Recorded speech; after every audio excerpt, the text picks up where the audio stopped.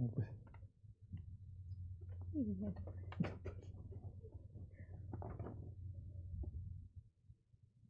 bismillahirrahmanirrahim. Assalamualaikum warahmatullahi wabarakatuh dan selamat petang. Hari ini 27 Ogos, hari Khamis, pukul 3 petang. So kita bertemu lagi di program Sembang Warung Anak Muda. Tapi hari ini saya bukan bersorangan. Macam seri kedua sebelum ini saya bersorangan jadi host. So hari ini kita berdua bersama dengan Azlin Radi. So kita tengok Azlin Radi. Okey Kak? Steady ya? Okey, steady. So kita akan jadi host bersama. So hari ini kita akan membincangkan program topik berkenaan dengan bully. So kita bersama dengan panel kita, dua orang panel kita. So dua orang panel kita macam mana? Boleh introduce sikit Kak? Okey. Pada hari ini kita ada panel daripada Universiti Putra Malaysia, Dr. Roslan bin Rosnan. Selamat pagi, selamat petang Doktor. Selamat datang ke UM. Terima kasih kerana menjemput saya. Sedikit perkenalan berkenaan dengan Dr. Roslan, merupakan pensyarakanan Jabatan Sains Kemasyarakatan dan Pembangunan, Fakulti Ekologi Manusia UPM. Dr. Roslan telah banyak terlibat dalam menjalankan pendidikan komuniti berfokus contohnya banduan penagih dadah, belia dan warga tua. Dan seorang lagi, orang dalam kita, Dr. Zuwati. Selamat datang Doktor. Terima kasih. Okay, Dr. Zuwati merupakan pensyarakanan juga dari Jabatan Pendidikan Bahasa dan Literasi Fakulti Pendidikan UM. Telah berkhidmat dalam sektor pendidikan di Malaysia Doktor sejak dari 1998. Okay. Dan juga merupakan ketua perunding kajian fenomena tingkah laku buli dalam kalangan pelajar. So sangat berkaitan dengan topik kita hari ini. Betul. So selamat datang, saya ucapkan juga kepada Dr. Zuwati, Dr. Roslan. So hari ini kita nak sembang-sembang je sembang-sembang. Tak nak macam stres-stres, topik dah macam stres. Dan kita stres jadi double stres. Tapi sembang warung anak muda. Tapi kita tak berapa nak muda. Kita tak berapa muda. Topik orang muda. Tapi panel atau speaker tak semestinya muda lah. Okey, so kita pun nak memaklumkan kepada penonton kita bahawa program Sembang Warung Anak Muda adalah satu program yang ditindikkan di bawah program U4S. So apa tu U4S? Macam mana Azlin? Boleh ceritakan sikit U4S? U4S adalah merupakan Sikatan untuk University for Society. Satu program di bawah inisiatif Jabatan Pendidikan Tinggi KPT untuk universiti mendekati masyarakat. Kalau sebelum ni kita tahu universiti memang banyak turun bantu masyarakat, tapi bezanya kali ni kita universiti dibahagikan mengikut zon. Jadi Universiti Melayu contohnya di zon tengah kita dan UPM dan ada lagi 4 universiti. Kita bersama-sama turun ke komuniti yang kita akan buat di PPR, insya-Allah. Betul. So sebelum tu kita ingin juga mengucapkan penghargaan kepada semua yang menonton secara live di YouTube channel kita. So jangan lupa subscribe, jangan lupa follow our IG MyUMcast. So banyak lagi info-info menarik yang kita akan sajikan kepada mereka yang follow our YouTube channel. Kalau ada sebarang komen, pertanyaan, boleh terus komen. Kepada siapa yang tengok kita punya rancangan sekarang secara langsung, kita akan bagi e-certificate kepada mereka, tapi link kita akan bagi last nanti di ruangan komen. So harap-harap yang tengok boleh tunggu sampai last, boleh isi Google Form yang kami berikan untuk kami bagi e-certificate nanti di akhir rancangan. Okay. So sebelum kita start dengan kita punya topik bully. Bully kan, kita kata bully. Ni bully ni macam kalau kita tengok benda ni, isu ni semakin membimbangkan lah. Kalau kita tengok statistik, ni statistik yang saya dapat tahun 2018 lah. Okay. Saya yang tengok sendirilah. Buat research juga lah. Buat research sikit lah. Statistik 7 daripada 10 kanak-kanak dekat dalam Malaysia ni risau berkenaan dengan bully. Itu perkara yang membimbangkan. Kalau kita compare dengan negara Jepun, 3/10. Daripada Britain 4/10. So kita 7/10. Maksudnya orang masyarakat Malaysia ni khawatir dengan bully. Tapi mungkin ada orang tak tahu berkenaan dengan bully, betul tak? Ada orang kata, aku tak pernah lah kena bully. Saya rasa personal macam ada ke orang tak pernah kena bully? Mungkin boleh cerita sikit apa tu definisi bully kan? Mungkin doktor boleh ceritakan, Dr. Zuwati atau Dr. Roslan boleh ceritakan apa tu sebenarnya bully? Okey, bully itu sebenarnya adalah tindakan agresif. Agresif yang mengakibatkan seseorang, individu tu rasa tak selesa, rasa macam mana rasa disakiti. Tapi bully ni, beza bully dengan gaduh contoh, adalah bully ni berlaku berulang-ulang. Berulang-ulang sampai menyebabkan ada kesan kepada emosi, kesan fizikal kalau bully berbentuk fizikal, dan juga boleh juga kalau bully itu serius boleh membawa tahap depresi, dan tahap nak bunuh diri lah, tahap dah tak boleh bersemuka dengan orang ramai. So based on statistik yang Noah dapat cari tu, maknanya dari kanak-kanak lagi dia orang dah aware pasal bully ni. Agaknya macam mana benda tu boleh berlaku? Memang maknanya memang kita tahu memang berlaku sejak daripada sekolah lagi kan. So adakah benda ni memang tak dapat dibendung, kita tak boleh nak kontrol atau macam mana? Doktor rasa? Pertama kali saya ingin nak ucapkan terima kasihlah kepada UMCare kerana menjemput saya. Terima kasih kepada Universiti Melaya kerana sudi menjemput saya untuk kita bersama-sama petang ni.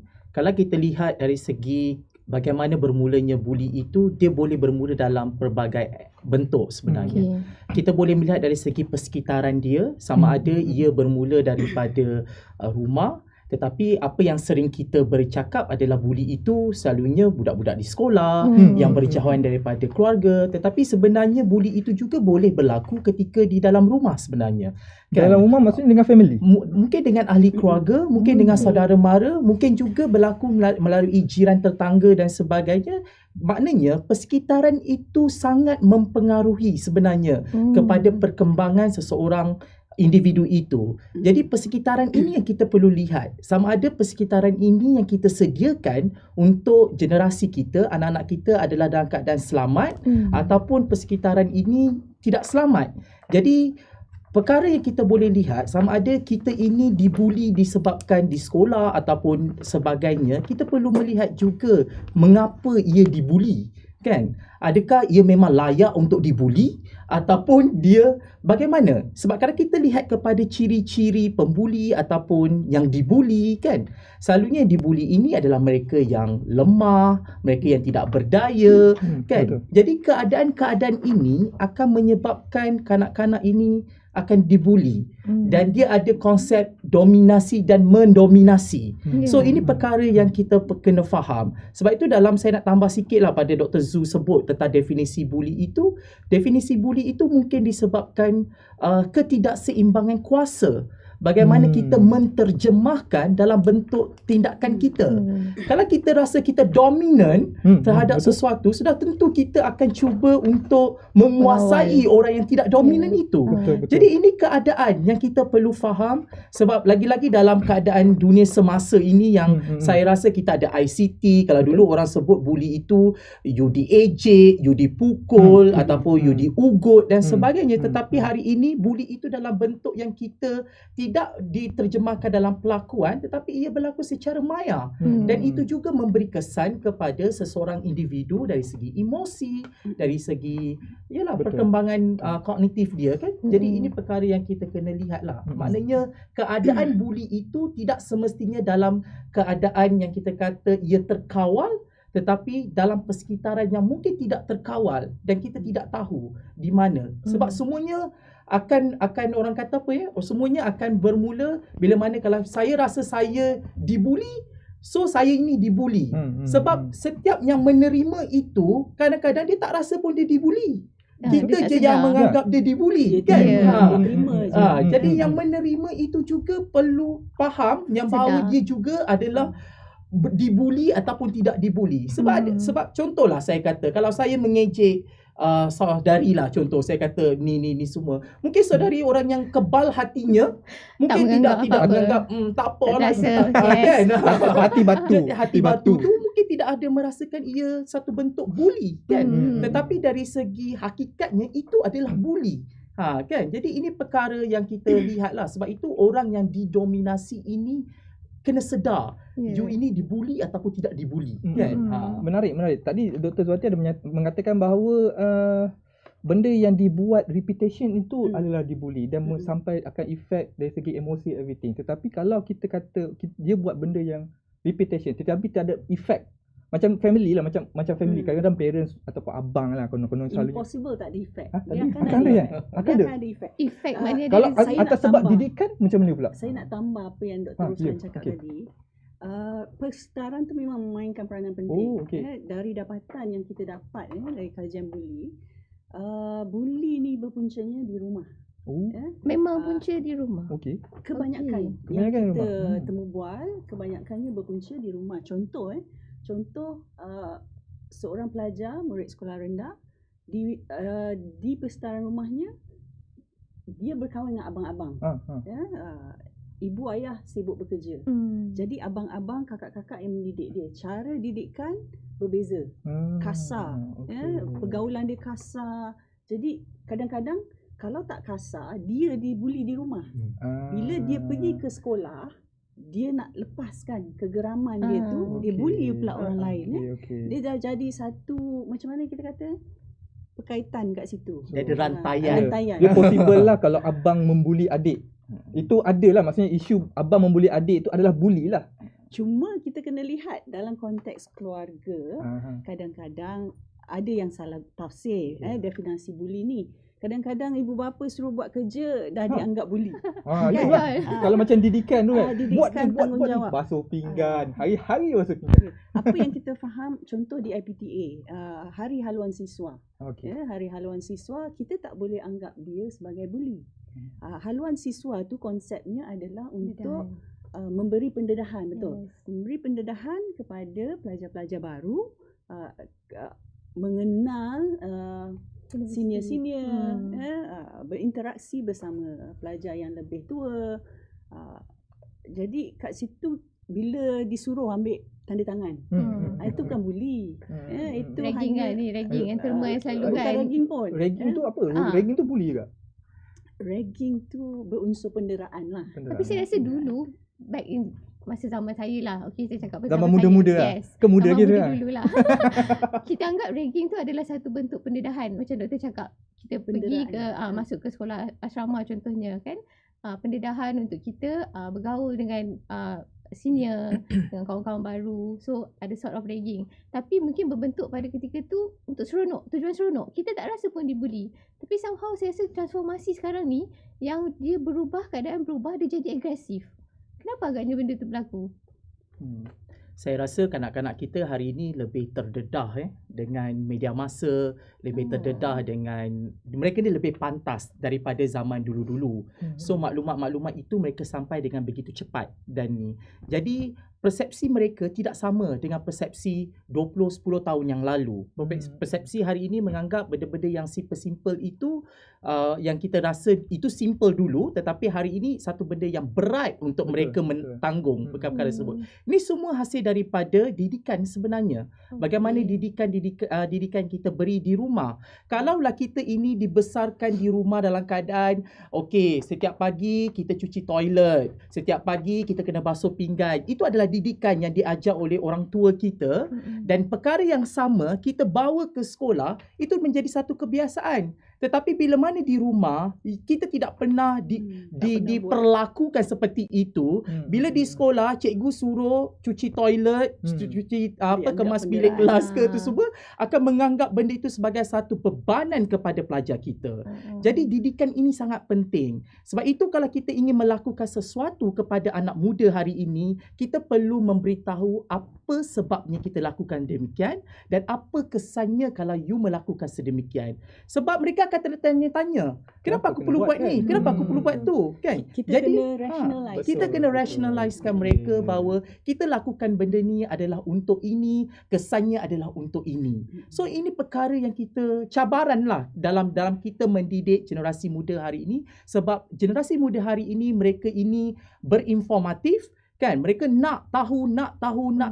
So kita kena beritahu sebelum mereka explore sendiri. Kan, mereka boleh bereksplorasi tentang perkara tersebut, tetapi kita sebagai orang yang bertanggungjawab untuk memberitahu, kalau you buat begini apa kesannya, kalau you buat begitu apa kesannya. So jadi mereka akan berfikir dan mereka akan mengambil tindakan. Dalam haluan siswa sebagai contohnya, mereka menganggap benda itu sangat berat untuk mereka sebab penat.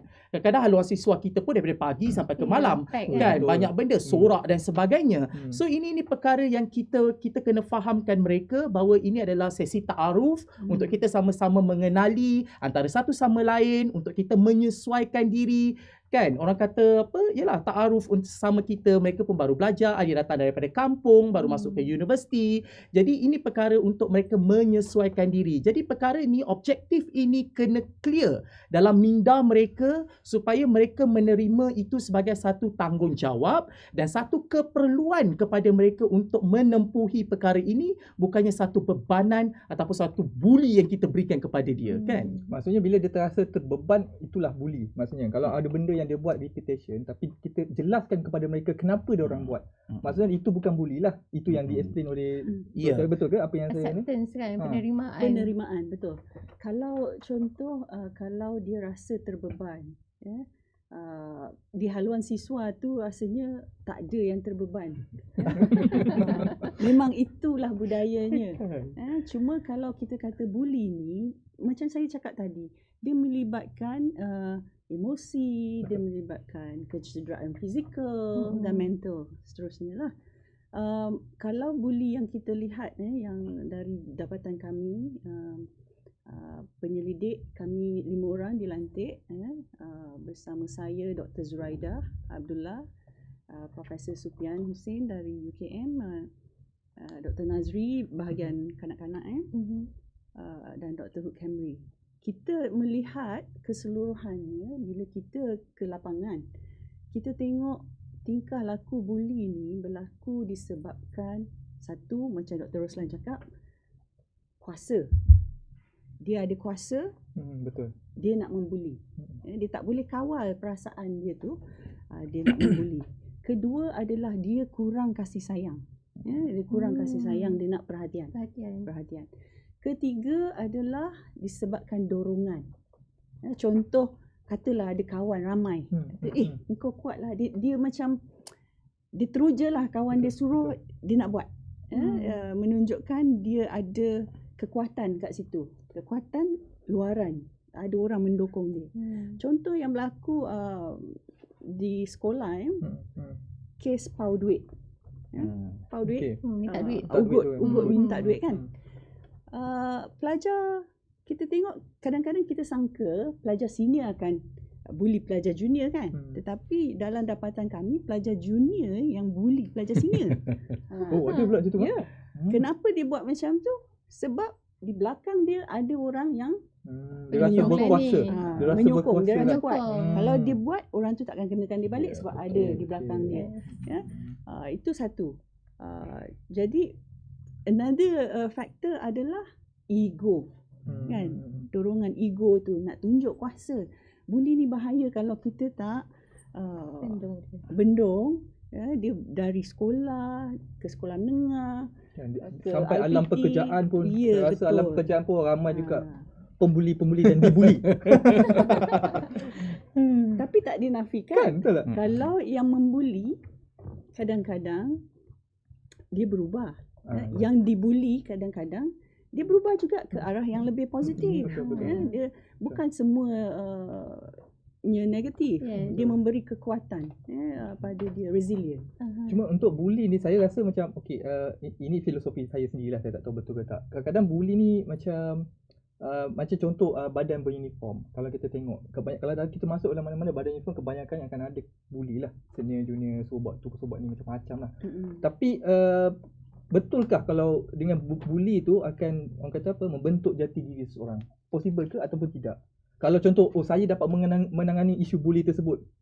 Macam yang tadi yang cakap, jiwa kebal, mental kuat, and then dapat menangani all pembuli-pembuli. So adakah benda tu dapat menepis lah. Kita tak nak tengok perkataan bully itu sebagai positif. Oh, okey. Cuma Okey. itu sikap individu tu sama Okey. ada dia nak keluar dari dia pilih sama ada dia nak terus dibuli atau dia nak jadi seorang yang lebih positif. Tapi bercakap tentang profil pembuli ni, bila doktor cakap dia bila kita tengok report pun memang selalu berkumpulan. Jadi si pembuli ni sebenarnya dia bukannya ada karakter macam as leader, dia nak jadi ketua. Cuma beza dia bersifat negatif. Dia pergi bully orang lain. Tapi saya rasa mungkin kalau kita bimbing dia boleh jadi individu yang memang karakter positif, memang ada dominan tapi in a positive way. Boleh kan doktor? Sebab tu dalam kursus-kursus universiti kan kita terapkan leadership skill. Kan kita nak hala tujukan dia punya keupayaan. Kan? Keupayaan dia. Jadi kuasa itu perlu diletakkan pada tempat dia. Bukannya kuasa itu digunakan Salah sewenang-wenangnya. guna. So ini perkara ni berbalik pada soalan tadi, saya ingin nak tambah sikit lah. Kita perlu bezakan antara untuk mendisiplinkan dan juga bully itu dalam konteks ketenteraan ataupun dari segi badan beruniform dan sebagainya. Kadang-kadang dia ada etika dan juga norma dalam mereka punya badan berpersatuan. Jadi itu adalah norma dan nilai yang ada dalam badan-badan beruniform ini.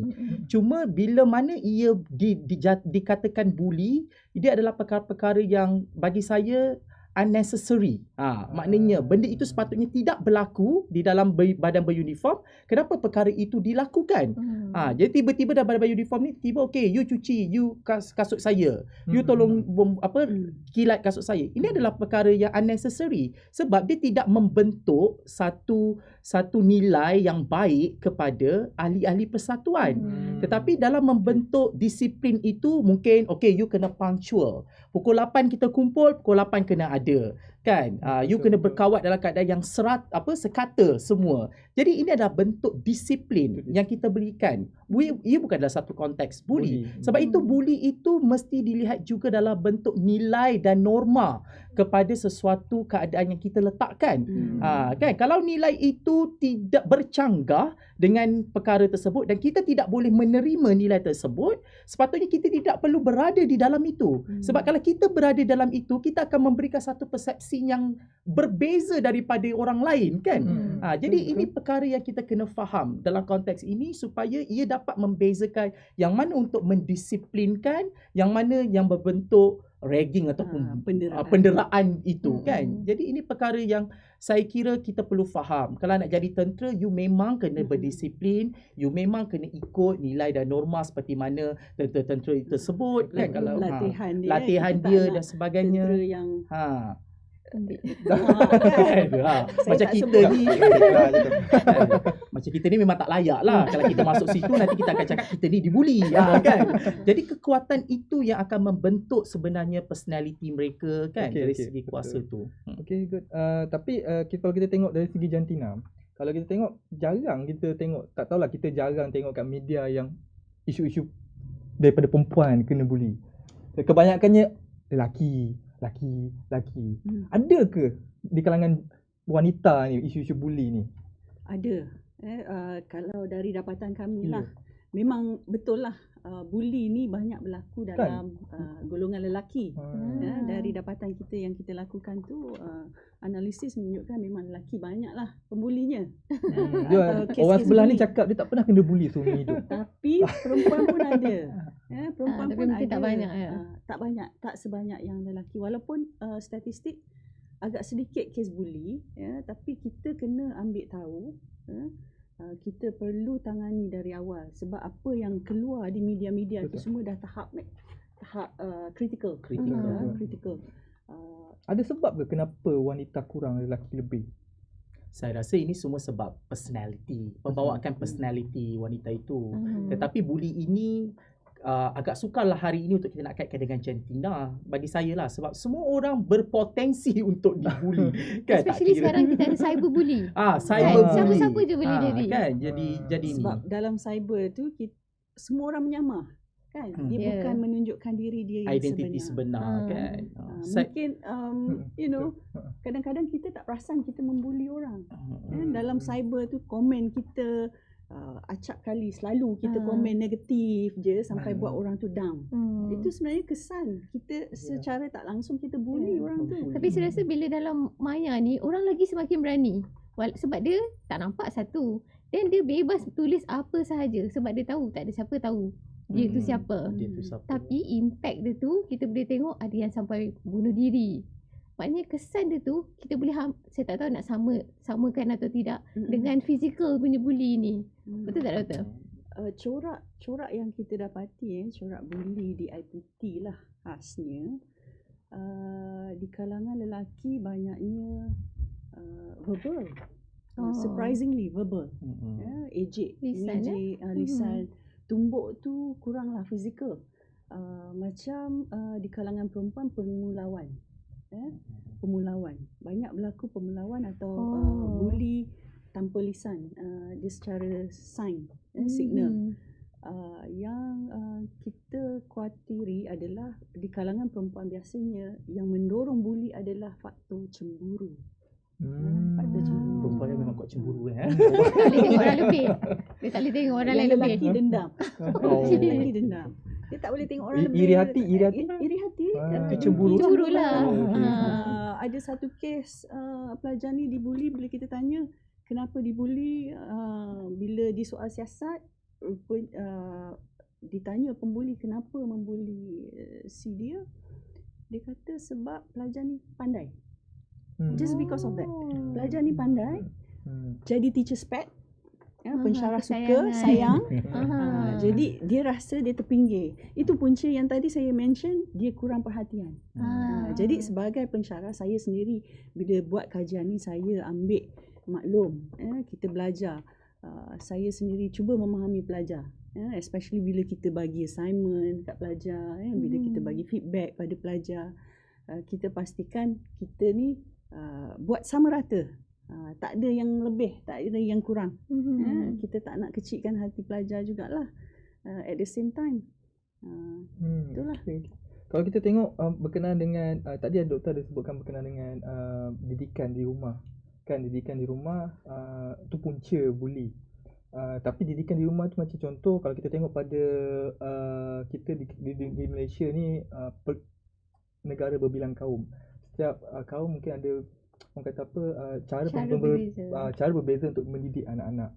Kan kalau kita tengoklah adakah possible bully tu, maksudnya definisi bully tu berbeza mengikut kaum ke ataupun mengikut ataupun sama saja. Maksudnya contoh kalau saya dibesarkan memang cara macam ni. Kan so dah biasa memang macam ni. So itu berbezalah. Mungkin kalau kaum lain macam tu ataupun kalau masyarakat orang asli dia berbeza pula. Adakah definisi dia berlainan? Definisi bully tetap sama. Tetap sama. Tapi tetap mungkin sama. Budaya membesarkan tu berbeza. Budaya di rumah tu berbeza. Jadi yang tu kita tak boleh nak kawal. Mungkin salah satu salah satu cara adalah untuk mengemukakan parenting skills, kan? Parenting skills pada parents especially yang muda-muda lah. Parents yang muda-muda ni betul. macam mana nak membesarkan anak-anak, apa yang betul, apa yang tak betul, apa yang dianggap penderaan, kan? So saya nak highlight sikit lah yang tentang tadi you cakap tentang budaya tu kan. Saya setuju dengan Dr. Zul. Dia kata yelah, Dr. Zul cakap memang tak ada perbezaan sebenarnya. Sebab apa? Sebab agama dan budaya kita ni tak kisahlah you Cina, India, Melayu, semua menuntut untuk kita melakukan kebaikan. Tak ada agama yang menyuruh kita melakukan benda-benda berbentuk kejahatan. Tidak ada. Kan? Jadi nilai yang kita pegang pun kebanyakan kita berpegang kepada nilai yang universal, yang semua orang pegang nilai yang sama, kan? Cuma berbalik kepada isu bully ini, saya nak kaitkan sikitlah tentang hari ini saya kira masyarakat Malaysia dah semakin terbuka dan masyarakat Malaysia dah semakin tahu tentang bully ini. Kalau dulu satu ketika saya nak kaitkan tentang budaya ini kan ataupun etnik ini. Kita selalu sebut, you ni jakun lah. Kan, you ni Batak lah. Kan, kita selalu sebut benda-benda itu dalam kehidupan harian kita, yang sedangkan hari ini kita dah tak boleh sebut perkara tersebut sebab dia melibatkan etnik, sensitivity etnik. Kan, jakun tu adalah one for etnik orang asli dan sebagainya. So kita tidak boleh dah menggunakan perkataan-perkataan itu lagi ketika hari ini. Kalau dulu dia menjadi satu kebiasaan kepada kita, tetapi hari ini tidak boleh sebab ia akan memberikan sensitivity terhadap sesuatu kaum. Kalau dulu kita cakap, kalau saya cakap, oh you ni gemuk lah, tak ada masalah. Hari ini dah jadi isu besar kalau kita cakap kan. You gemuk ni semua. Body shaming dan sebagainya. So kita nampak tak perubahan itu berubah dari segi masa supaya kita lebih berevolusi lah. Dan hari ini saya rasa kita lagi beruntung. Maknanya semua orang peka terhadap sesuatu perkara tersebut. Jadi tidak boleh simply untuk nak bercakap ni semua. Jadi kita kena berhati-hati untuk ni supaya kita tidak menyakiti hati orang lain. tidak mengganggu emosi orang lain. Jadi etnik ini kadang-kadang kita kena jaga benda-benda ni semua. Kadang-kadang benda tu bagi kita adalah gurauan. Hmm. Kita rasa gurauan kat Niat rumah tak nak Yelah. membuli pun. Dekat rumah pun Dekat anak rumah, saya gurau kan. Tapi dia kata bully. Tapi bila kita dimomokkan benda tu banyak-banyak kali, mesti akan terasa punya kan. Jadi norma-norma baharu kita kena peka lah. Peka dengan keadaan. Memandangkan kita berbilang kaum kan, berbeza budaya, kita kena peka. Kita kena peka. Ya. So kita kena peka isu sensitivity, tidak menyentuh ke agama, politik, Etnik. everything, etnik lah. dan sebagainya. Sebab tu dalam nilai-nilai murni salah satunya adalah untuk kita memahami kan, memahami respect. Kita hormat budaya orang, hormat setiap individu. Perbezaan, kita raikan perbezaan, persamaan. Perbezaan itu dari segi meraihkan persamaan itu juga dia bukan setakat etnik saja, tetapi kita perlu meraihkan latar belakang dia. Macam betul. contohnya dia ni anak cikgu, yang ini betul. anak pekerja kilang. Betul. So kita perlu menghormati mereka walaupun latar belakang mereka berbeza. Dia tidak semestinya engkau berbangsa Cina, India dan sebagainya. Sebab kadang-kadang rakyat Malaysia ni dia fikir bila diversity je adalah etnik. Kan? Sebenarnya diversity ini kita meraihkan apa-apa saja kepelbagaian itu. Kan? Tetapi biar dalam keadaan yang baik pula. Bukanlah kita nanti orang cakap kita Semua ni nak semua pula dah diterima kan. Jadi ini perkara-perkara yang kita kena faham kan. Betul. So kalau macam contoh ada cara-cara kita nak menghentikan bully ni. Contoh untuk individu ataupun organisasi, macam tadi doktor sebut pasal parenting kan, skill kepada parents. So selain daripada tu ada ke cara-cara untuk kita menghentikan budaya bully, ataupun kalau tak boleh hentikan pun mengurangkanlah, mengawal supaya tidak orang kata lebih teruk kita punya ni. Ada ke cara-cara dia? Adalah beberapa cara. Contoh pendekatan di sekolah, penerapan nilai-nilai murni di sekolah. Bila kita cakap pendidikan ni, kita tak boleh lambak semua di sekolah. Pendidikan awalnya bermula di rumah. Dari rumah lah kita terapkan nilai-nilai murni. Bila pergi ke sekolah, bila dia dah biasa di rumah, di sekolah dia akan amalkan. Di sekolah ditambah baik. Cikgu bagi. Dan kita kena ajar anak-anak kita hormat setiap, hormat rakan, hormat guru, hormat whoever yang ada kat sekolah. Balik dengan masyarakat semula lah. Betul. Dari organisasi, sudut organisasi itu ada ke benda-benda macam Saya rasa universiti ada ke, perancangan apa ke? program-program kan. Perancangan program-program. Macam saya sendiri, saya suka dedahkan anak-anak saya dengan kerja-kerja luar. Contoh, walaupun di usia muda, kita terlibat dengan aktiviti-aktiviti luar. Sebab dari situ dia belajar memahami perbezaan. Dia belajar kenapa kita kena buat ni. Sebab dalam kelas dia tak boleh nak dapat benda-benda tu. Betul. Kan? Dia experiential learning kan. Kalau jumpa orang tua, apa yang kena buat kan. Kita cakap apa yang nak dibuat, tapi pelajar diorang kena praktiskan lah. Ya, Kena praktiskan apa yang Sebab tu kita kena lihat dari segi ekosistem dia lah.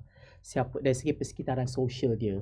So semua layer ini main peranan dalam membentuk individu itu kan. Jadi semua sebenarnya bertanggungjawab dalam membentuk dia. Kadang-kadang kita ni asyik nampak okey sekolah you kena buat ni kan. Lepas tu yang ini kena buat ni, yang itu kena apa, macam tadi organisasi. Kita letak pula dekat kementerian pula. Kementerian kena buat tu, kena buat ni, kena buat ni. Sebenarnya semua kena berganding sama. Kan? Tidak boleh kita letakkan ini tugas kau, ini tugas kau, ini tugas aku. Tidak. Semua perlu sama-sama menyokong terhadap perkembangan seseorang individu. Kan? Kalau di rumah itu ibu bapa, parents ataupun abang-abang, kakak dan sebagainya yang membantu, jiran tetangga dia, kawan-kawan dia. Lepas tu bila sampai ke sekolah, sistem pendidikan sekolah, kan? Bila sampai ke kementerian ada satu policy, ada satu tata cara yang perlu mengurus, bagaimana untuk mengurus prosedur ini semua. Jadi semua pihak main peranan, kan? Macam kementerian pun kalau isu bully ini kadang-kadang kita sering dengar ia diletakkan di bahu beritahu Kementerian Pendidikan sebab kes buli banyak berlaku Di sekolah. di sekolah. Tetapi sebenarnya banyak agensi lain sebenarnya yang boleh menyokong untuk membantu dari segi perkembangan individu itu. Mungkin LPPKN sebagai contohnya boleh membantu dari segi memberikan didikan ataupun memberikan training kepada parenting skill dan sebagainya. So banyak benda. Kementerian Wanita, Keluarga dan Masyarakat sebagai contohnya boleh membantu. Kementerian Belia yang boleh sebenarnya membantu dari segi aktiviti program untuk mengisi masa lapang belia-belia kita supaya mereka ini terurus dari segi perkembangannya. So ini perkara yang kita boleh lakukan sebenarnya. So semua orang perlu berganding bahu. Jadi dalam segi treatment untuk kita lakukan kepada pembuli dan dibuli. So dua-dua ini perlu dibuat satu treatment kepada mereka. Kita bukannya berfokus kepada pembuli saja, malah yang dibuli juga kita kena sokong mereka. Kenanya ada proses di mana kita membantu dari segi psikologinya, kan, kita membantu dari segi spiritualnya supaya ia kembali kuat, kan. Yang dibuli itu kita banyak dengar program-program tu. Yang belum dibuli pun kita perlu isi juga supaya dia tidak terjerumus kepada tu, kan. So ini banyak sebenarnya yang kita kena fikirkan, dan ia bukannya melibat kepada golongan yang pembuli dan dibuli, tetapi ekosistem itu juga perlu dititik beratkan supaya ia dalam keadaan yang holistik, kan, untuk menyokong. Yalah. Kalau kita lihat macam Dr. Roslan cakap, pembuli, kita ada program pemulihan untuk pembuli yang dibuli. Oh, ada program pemulihan. Ada lain-lain kita dia akan punya. usulkan lah. okey. Kita usulkan. Kebanyakan masyarakat dia tengok pada yang dibuli saja. Bila isu timbul, kita Mangsa, nak orang kata mangsa. Kita nak tolong mangsa. Of course kita nak tolong mangsa. At the same time kita nak tolong juga Yang pemangsa membuli. ni. Dia kenapa dia buat macam tu, kita kena fahami. Lagi satu adalah isu yang utama, bystander ni. Kita nak berikan kekuatan pada mereka. Yang bystander ni maksudnya dia tengok, Yang melihat ni dia lah. melihat tapi tak buat apa-apa.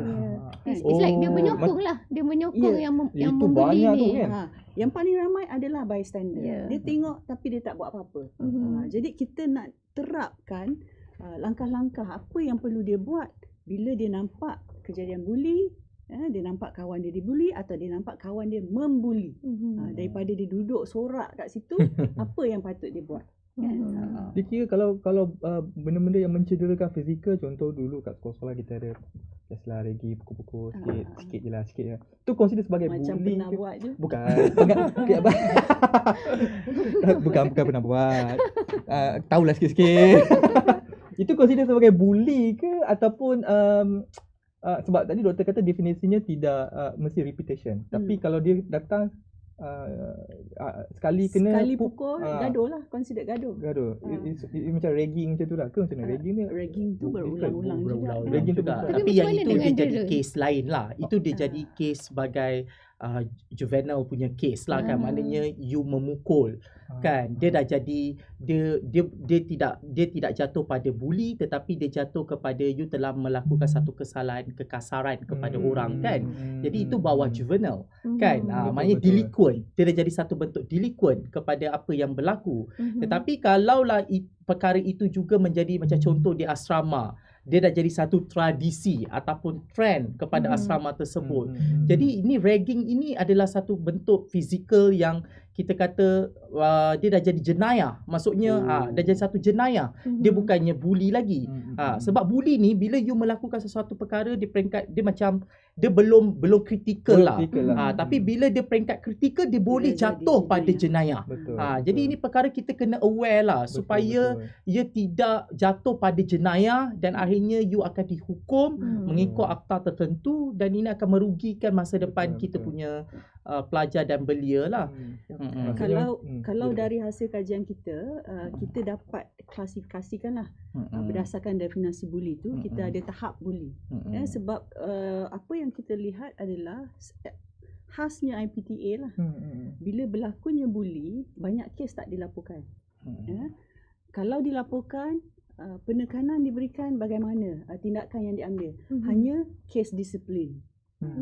So jadi ada persoalan, adakah bully ini satu kes disiplin atau bagaimana kita nak treat dia, bagaimana kita nak ambil tindakan terhadap kes-kes bully.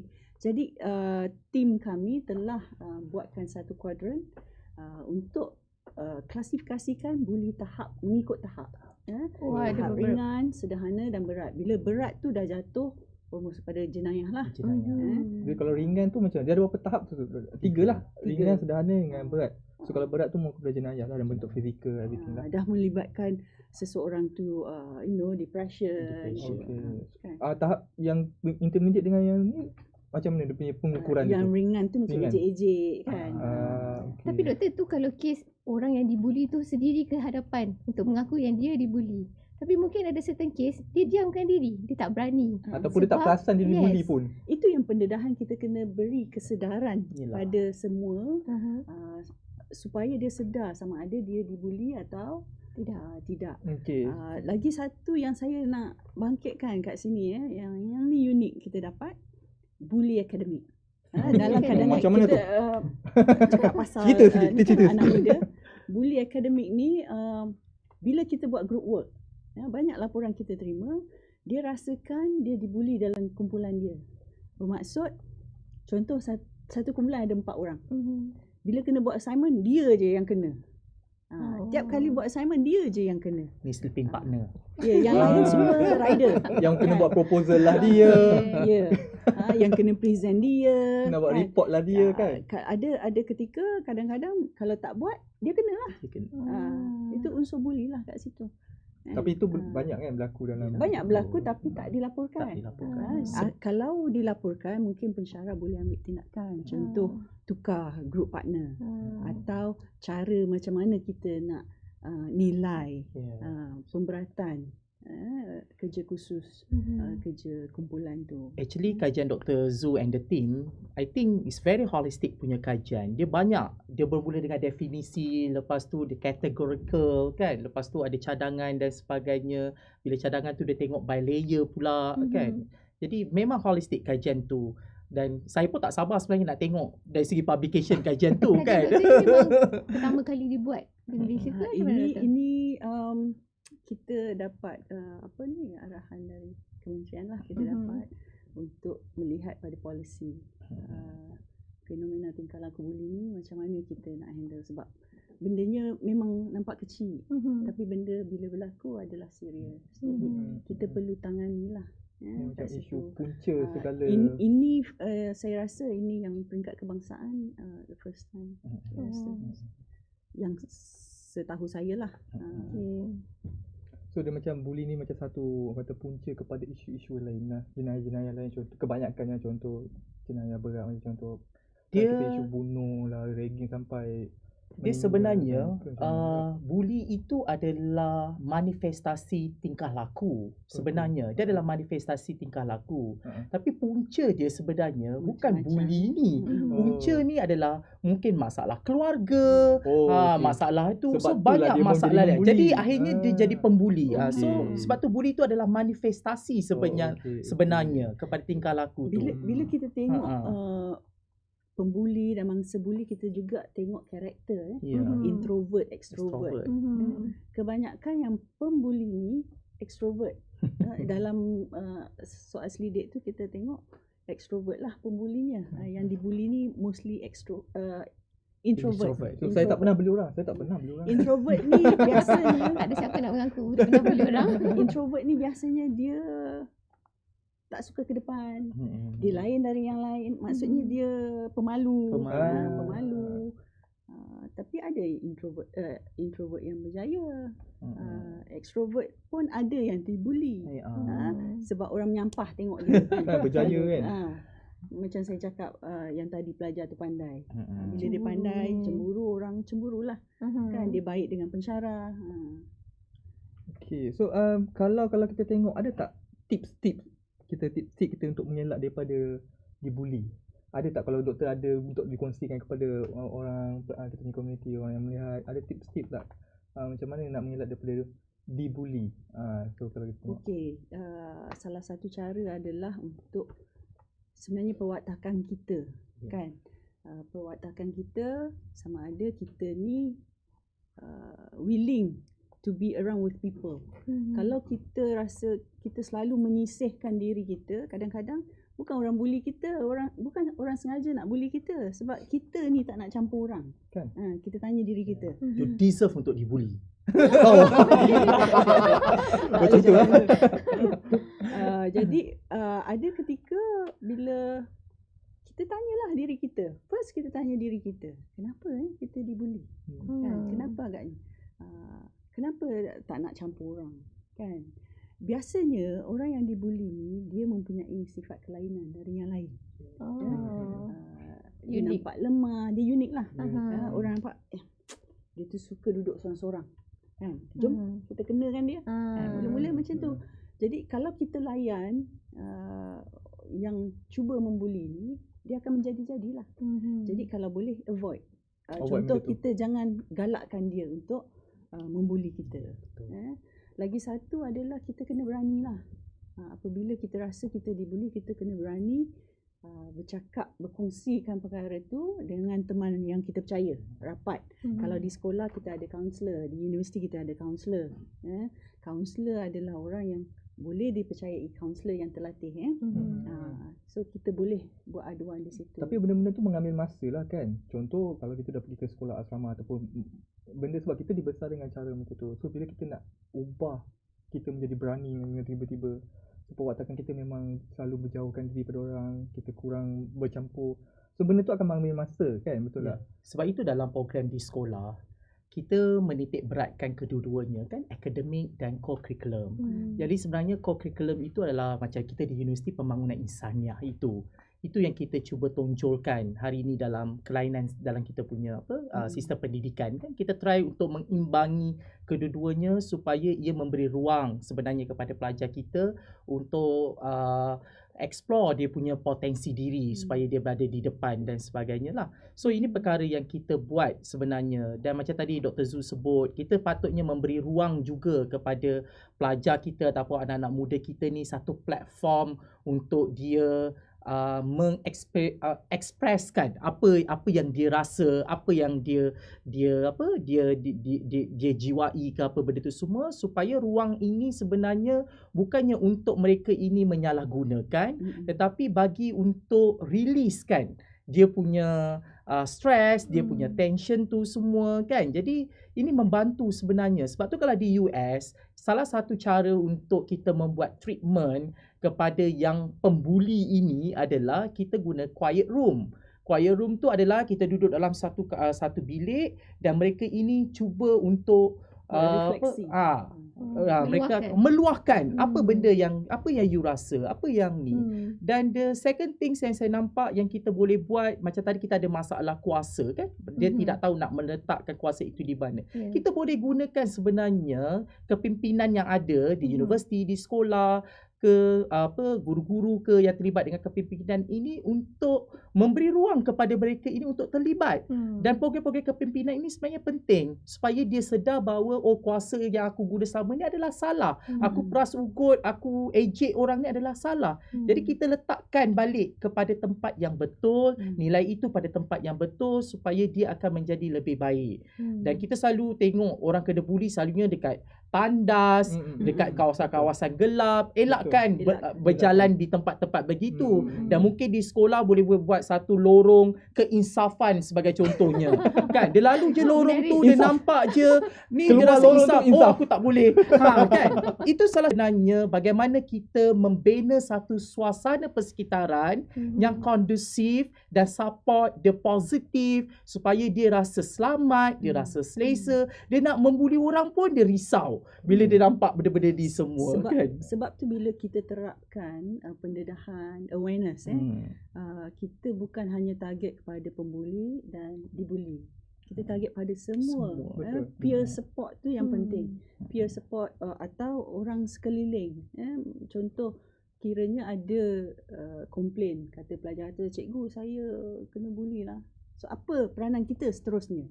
Kan? Kita kena tahulah tindakan kita. Kalau kita tengok tadi faktor-faktor buli ada antara doktor ada cakap pada faktor fizikal. Mungkin sebab dia berlainan dengan orang lain. Mungkin warna kulit dia gelap sikit daripada orang lain ke. kan, Size besar saiz ke. besar ke kan, Ha. saiz kecil ke, itu faktor-faktor fizikal yang menyebabkan kita ni kena bully. Tetapi kalau kita tengok dari tips-tips tadi, macam mana kita nak ubah benda-benda macam tu? Contoh fizikal memang kita tak boleh nak ubah. So macam mana kita nak bagi kepada orang-orang maksudnya yang dia punya ni, berlainan ni supaya tidak dibuli, keluar daripada Itu yang saya cakap di awal tadi, kita kena terapkan nilai-nilai ni. Hormat tu yang paling penting. Hormat. Kenapa kita kena hormat orang tu? Dia berbeza dari kita. Bila kita ada sikap hormat, kita ada rasa penerimaan. Kita boleh terima dia seadanya. Kita tak adalah letak high expectation, kau kena jadi macam aku. Tak ada. Bila kita rasa hormat, kita rasa saling percaya, terima. Jadi tak adalah masalah dengki ke, beza ke. Macam warna kulit, bentuk fizikal tu memang tak boleh nak ubah. Jadi apa yang kita boleh buat jugalah, selain pada tadi Dr. Zu sebut tentang nilai, kita kena mempertingkatkan resilient dia supaya dia boleh menerima, okey, ini kekurangan aku, gunakan kekurangan itu supaya menjadi satu bentuk kelebihan. Kan? So minda ni kita kena set. Kita kena set. Kita tidak boleh melihat kekurangan kau itu akan melemahkan kau dan sebagainya. Kalau kau rasa begitu, memang kau layak dibuli.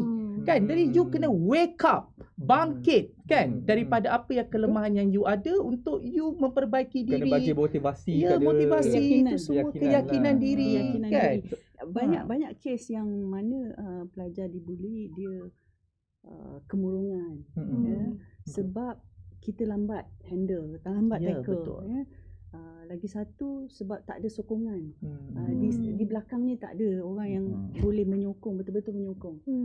Jadi dia resolve benda tu dengan diri dia sendiri kan. Kita ada soalan daripada kita punya view dekat YouTube. Beliau bertanya antara bully dan gurauan keterlaluan ada beza ke? So dia bertanya macam tu. Gurauan keterlaluan itu adalah bully. Itu adalah bully. Sebab kita gurauan keterlaluan maknanya you telah melakukan bully sebenarnya. Bila kita anggap keterlaluan tu maksudnya kita dah tak selesa. Orang yang terima gurauan tu dah tak selesa, tahap dia dah bila jumpa je tak nak jumpa. Nyampahnya kan. Tapi mungkin benda tu akan jadi berbeza bagi setiap individu. Orang A akan cakap biasa. Macam kita yang buat gurau, kita kata aku gurau je. Tapi yang menerima tu, jadi yang menerima tu mungkin boleh cakap, berani bercakap, aku tak sukalah. Kena berani bersuara. Saya tak suka awak buat macam ni. Maksudnya gurauan keterlaluan tu adalah bully lah sebenarnya. Bully. So tak ada beza lah. Tidak ada beza. Sama saja. Kadang-kadang program-program TV pun ada berunsur-unsur yang macam ni kan. Betul. Yang sepatutnya perlu dilihat semula lah. Bagi kita program tu jenaka. Tapi jenaka tu sebenarnya ada unsur-unsur pembulian. Tapi kita sedar sebenarnya dalam media pun ada bila dah jadi satu macam mana dah selalu kita tengok dia jadi satu kebiasaan. Sebab tu media masa apa yang kita berikan kepada perkembangan anak-anak belia ataupun anak remaja kita di semua, itu satu bentuk yang kita perlu tapis sebab tak semua benda yang kita melawak dan sebagainya itu benda yang boleh menggembirakan, tetapi ia boleh menjadi satu perkara yang menyedihkan pada orang lain. Jadi kena hati-hati dalam tu. So kebalik kepada nilai tata susila kita, kepada rukun negara kita tu semua, bahawa kesopanan dan kesusilaan kan. So balik pada tu. Dia berbeza kalau kita jenis yang terbuka untuk memberikan pendapat, tetapi pendapat kita itu dalam keadaan yang cara yang baik. Bukannya kita memberi pendapat pada keadaan yang kita tidak baik. Itu semua. Sebab anak-anak muda kita perlu menyuarakan. Jangan kita kata, you tidak boleh bercakap begini. Kadang-kadang kalau kita menyekat begitu, nanti dia tidak berkembang. Tetapi dia boleh untuk menyuarakan apa yang dia rasakan, tetapi pada tempatnya dalam keadaan yang lebih baik. Satu lagi saya nak tambah, bila kita bagi ruang dia bersuara, kita ni kena bagi ruang our willingness to listen. Dia bersuara tak ada orang nak dengar pun tak boleh juga. Kita kena dengar. Apa masalah dia? Apa yang berlaku? Janganlah bila dia mengadu, engkau lah punca dia, tak boleh. Tapi saya rasa ada kes yang memang berlaku macam tu. Sebab tu yang dibuli ni macam lebih baik aku jangan cakap macam tu. Kan? Kita faham bila memang ada berlaku yang macam tu sampai dia tak nak cakap, tak nak cerita dengan orang. Satu, dia tak nak cerita, dia malu kena buli. Kan? Tak nak mengaku. Kedua, orang tak nak dengar. Kalau cakap, orang salahkan dia balik. So jadi masyarakat sekeliling ni kita kena prihatin, kita kena dengar. Bukan saja kita bagi ruang untuk dia bercakap, kita bagi ruang pada diri kita untuk dengar. Kita kena be fair lah. Dengar dan juga melakukan sesuatu selepas itu. Kena ada tindakan. Jangan dengar. Nanti dia pun dah selesai dengar kan? dia keluar tingkalan. Kan? Nanti dia akan jadi alah, bagi tahu je, dengar je.